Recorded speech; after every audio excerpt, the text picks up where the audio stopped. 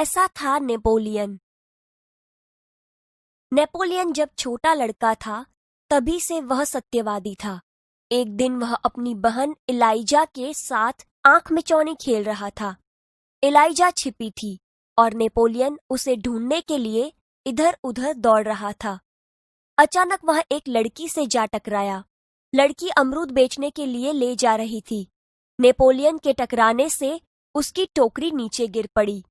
कीचड़ होने के कारण उसके सारे अमरूद खराब हो गए।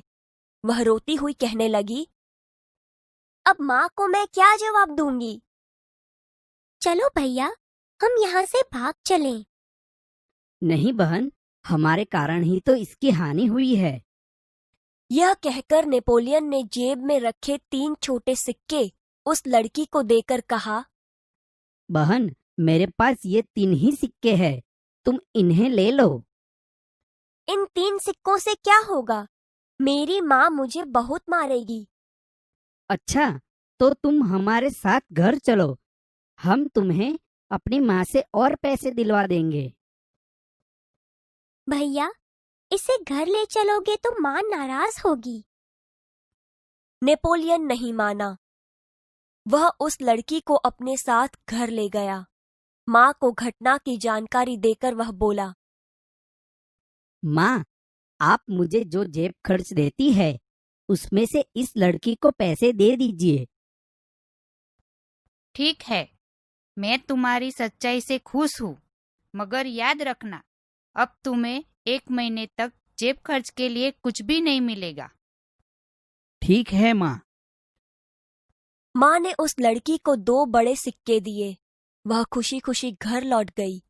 नेपोलियन को धक्का देने की सजा तो मिली, परंतु सत्य के पथ पर चलने के कारण उसे यह सजा भुगतने में अद्भुत आनंद आया। वास्तव में नेपोलियन सच्चाई के पथ पर चलने वाला इंसान था। बचपन से ही उसे खुद पर दृढ़ विश्वास था और दृढ़ इच्छा शक्ति भी।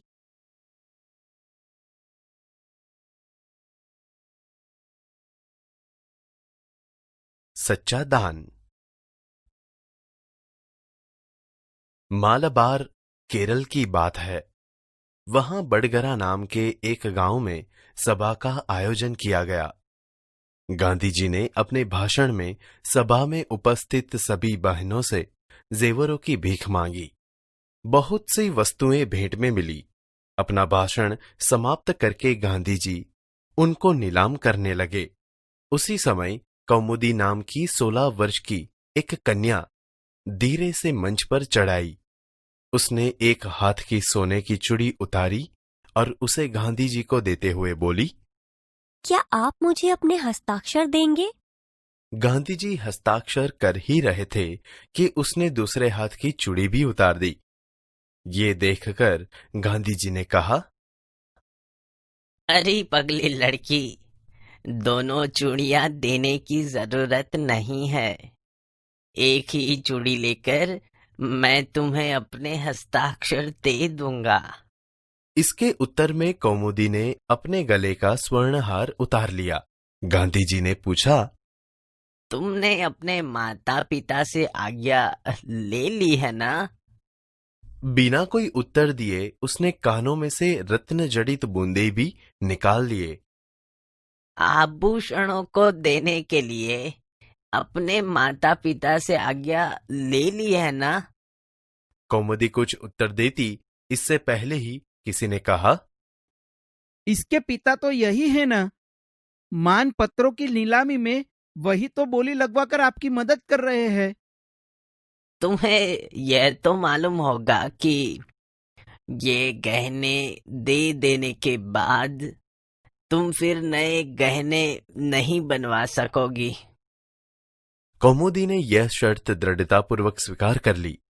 गांधी जी ने हस्ताक्षर करने के बाद यह वाक्य लिख दिया, तुम्हारे इन आभूषणों की अपेक्षा तुम्हारा त्याग ही सच्चा आभूषण है।